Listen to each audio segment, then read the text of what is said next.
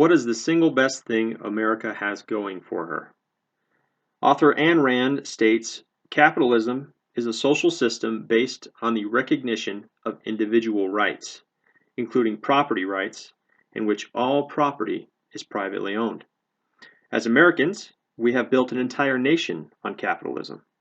The founding fathers of this nation were businessmen and capitalists who felt that the New World belonged to those who made their living here. Colonial America did not belong to the king or to the crown, but rather to the individuals who lived and worked the land. The men of revolutionary America sought freedom from economic oppression and fought for their individual rights and their property.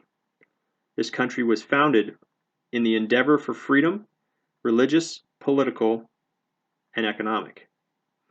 Capitalism is freedom.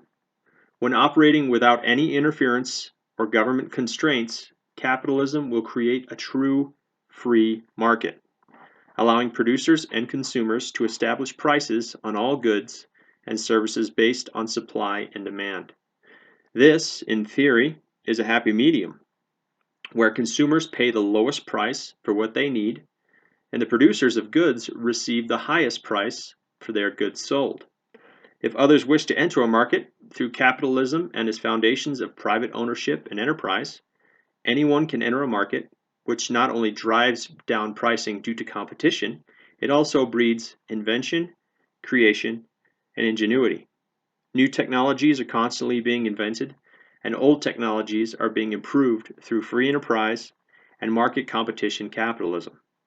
Companies must become more and more efficient in order to compete, thus innovating how business itself is conducted, as well as innovating communication, production, and transportation systems. Capitalism promotes one of the mainstays of American culture, that is economic freedom.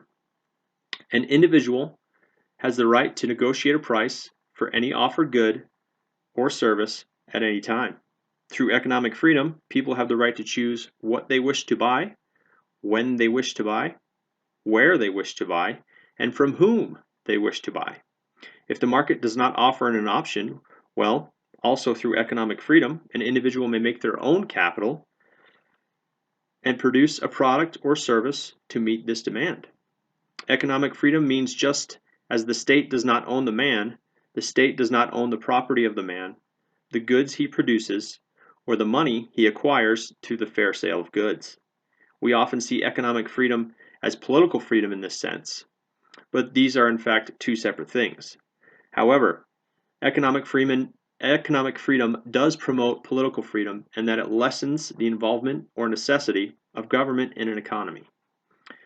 Finally, capitalism creates growth. In a capitalist system, an individual, through their labor or intellect, can exponentially increase their own fortune. When people increase their economic status on a large scale, we see an improvement in standard of living. Standard of living is also improved due to a distribution of wealth from the top down, that is, the capitalists, or those who own the means of production, through employment of others, distribute profits downward in what is commonly known as a trickle-down effect. Sure, many other countries have capitalism. It is alive and well across the globe.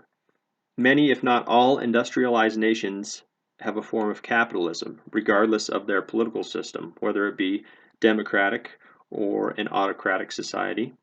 Yet capitalism thrives here in America because of the aid of the certain rights granted by the U.S. Constitution, which is purely American.